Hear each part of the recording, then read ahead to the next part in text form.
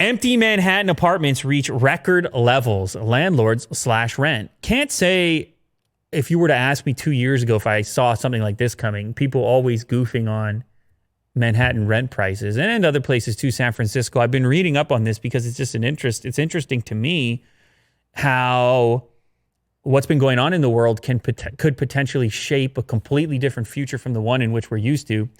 There appears to be some degree of exodus outside of some major urban centers as the lockdown probably really makes you analyze what you're working with if you're expected to stay home most of the time. Some of those tiny little Manhattan apartments start to feel like a jail cell, I'm guessing. A lot of them people would treat like a hotel room because really the benefit or the proposition of living in an urban center is that you get to enjoy all the surroundings, all the amenities, and really all you got to do is go back to your tiny little apartment just to sleep. And who cares anyway?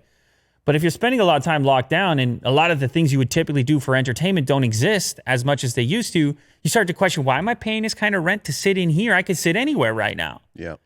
So anyways, more than 10,000 apartments were listed for rent in Manhattan in June, an increase of over 85% from last year, according to a report from Miller Samuel and Douglas Elliman. The official vacancy rate hit a record 3.67%, but many believe it's far higher, according to brokers who were asked about it. In an effort to fill those vacant apartments, landlords are dropping prices and offering even larger incentives, some incentives in the form of free rent, like the first a month and a half I read in here, first couple months for free just to try to get people in. But of course, who really knows?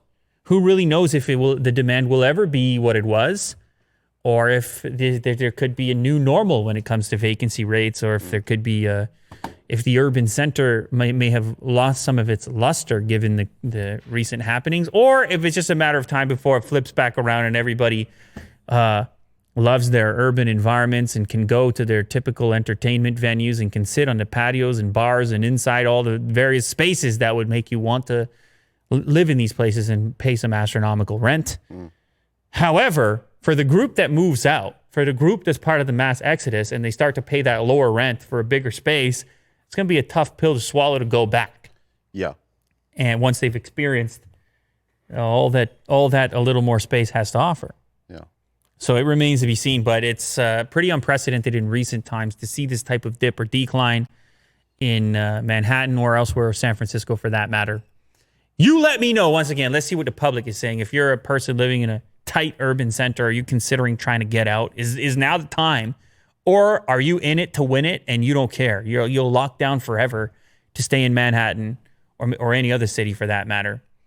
I know you, Willie, do. You like to have a little space.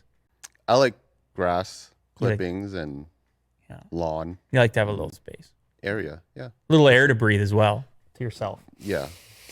The fresh dew in the morning. That's what we're talking about. Yeah. Anyways, all right. There you have it. That's it.